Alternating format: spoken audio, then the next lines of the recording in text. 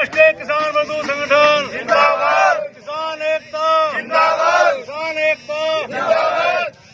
जो हमसे टकराएगा चूर चूर हो जाएगा, जो हमसे टकराएगा चूर चूर हो जाएगा। नमस्कार, मेरा नाम है भूमिका राठी और अब बात करूंगी कि बहुत हुआ सम्मान। चलिए आइए अब सीधे मैदान पर। और कल मैं आपको बताऊं, कल था गद्दारों का भारत बंद। एक बात बताइए कि आपने खाना खाया? ये जो खाना है ना, वही गद्दार उगाते हैं। और अगर लोग अन्नदाता को गद्दार बोलते हैं, मैं तो पूरे हक से कहूंगी मैं कि हाँ, मैं भी गद्दार हूँ, क्योंकि मैं एक किसान की बेटी हूँ। और जो देश को बेचता है वही तो है असली देशभक्त। और अब ये कौन कह रहा है कि सरकार ने किसानों के लिए कुछ नहीं किया? आपको नहीं पता कि सरकार ने कुछ नहीं किया? अरे इतनी ठंड में दिन में 3-3 बार वाटर कैनन से उनको नहलवाया, धुलवाया, साफ सुथरा भी किया।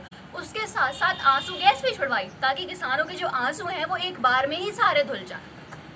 और सच बात तो मैं आपको बताऊं कि ये जो किसान है, ये जो गद्दार है ना, ये तो आजकल राजनीति कर रहे हैं। और खेती कौन कर रहा है? आपको नहीं पता? मोदी जी। और हमारा देश इतना अनोखा है ना, यहाँ हमने सरकार के कहने पे कोरोना का बर्थडे तक सेलिब्रेट कर लिया।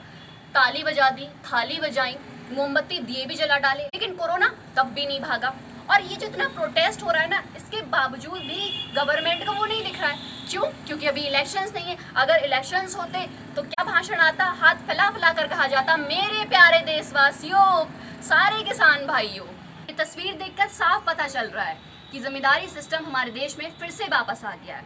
बीजेपी गवर्नमेंट, ब्रिटिश गवर्नमेंट और कम्युनिस्ट पार्टी चाइनीज पार्टी की तरह बिहेव कर रही है। सारी हरकतें उनकी सेम है। तो एक बात मैं भी आपको बताना चाहूंगी कि साहिब, अंग्रेज बनने की कोशिश ना करें, क्योंकि किसान के बच्चे भगत सिंह बनना भी जानते हैं।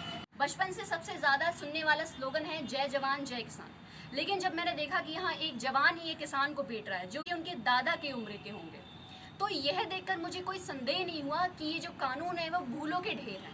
और यहाँ से हम कॉर्पोरेट्स की शक्ति को माप सकते हैं। लोग ये सवाल पूछ रहे हैं कि ये जो बिल है ये कामयाब क्यों नहीं होगा।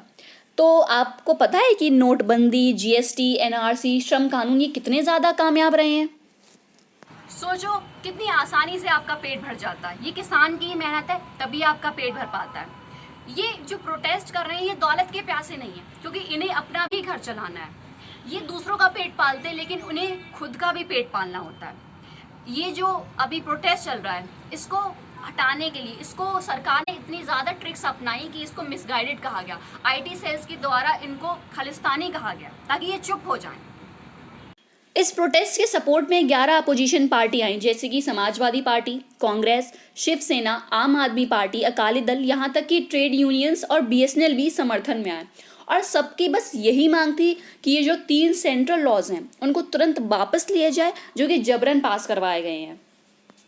सरकार ने सोचा कि किसानों को खालिस्तानी बुलाकर उन्हें चुप करा देंगे, वरना उन्हें शाहीन बाग से रिलेट कर देंगे। लेकिन किसानों ने उनकी जितनी भी ट्रिक्स हैं, सबका मुंह तोड़ जवाब दिया है। और ये जो कल भारत बंद हुआ, ये इतना सक्सेसफुल इसीलिए भी नहीं हो पाया क्योंकि सरकार यहाँ पे सुनना ही नहीं चाहती है। वे डिस्कस ही नहीं करना चाहते। इन लॉज को जबरन पास कर दिया गया, जिसकी वजह से एक बहुत ज्यादा डिस्ट्रेसफुल माहौल सा क्रिएट हो गया है।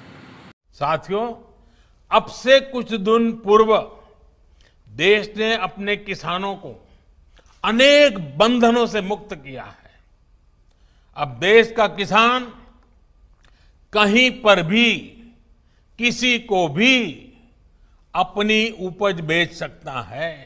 ये तो अच्छी बात है कि किसानों को वो कहीं भी जाके अपनी फसल बेच सकते हैं, उन्हें अपने अच्छे दाम मिलने चाहिए। लेकिन सवाल तो यहाँ पे यही है कि अगर उन्हें अच्छे दाम नहीं मिले तो उसी की तो सेफ्टी गार्ड है ये एमएसपी, यानी कि मिनिमम सपोर्ट प्राइस। यहाँ पे मुझे ये समझ में नहीं आ रहा है कि इतनी ज़्यादा क्या प्रॉब्लम हो रही है कि सरकार एक क्लॉज नहीं लगा सकती एमएसपी का। जब भी मैं पढ़ती हूँ हिटलर या नेपोलियन के बारे में, तो मुझे ऐसा क्यों लगता है कि जो अभी प्रेजेंट टाइम में गवर्नमेंट है, मैं उसके बारे में पढ़ रही हूँ। मैं आशा करूँगी कि ये जो हमारे हिस्ट्री में हुआ, ये दोबारा रिपीट ना हो।